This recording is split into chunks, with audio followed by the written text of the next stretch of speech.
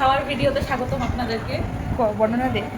আজকে রান্না করেছে থোড়ের বড়া, তারপরে গুঁড়া মাছের চচ্চড়ি, মলা মাছ, মরা মাছের চচ্চড়ি, তারপরে হচ্ছে ইলিশ মাছ, ইলিশ সর্ষে ইলিশ করছে, তারপরে নারকেল বাটা দিয়ে।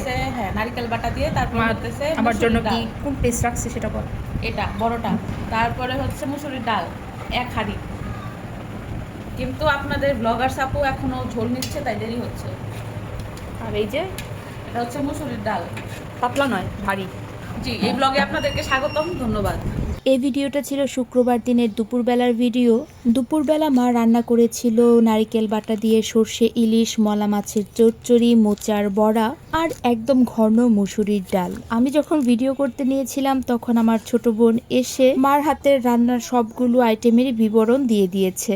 সবার মায়ের হাতের রান্নায় বরাবরই সবসময়ই ভালো হয়, সেটা নিয়ে তো আলাদা করে বলার কিছু নেই। তবে মার হাতের এই সর্ষে ইলিশটা অসম্ভব ভালো হয়েছিল। আর এই সর্ষে ইলিশের রেসিপিটা তোমাদের সাথে আমি খুব শীঘ্রই শেয়ার করব।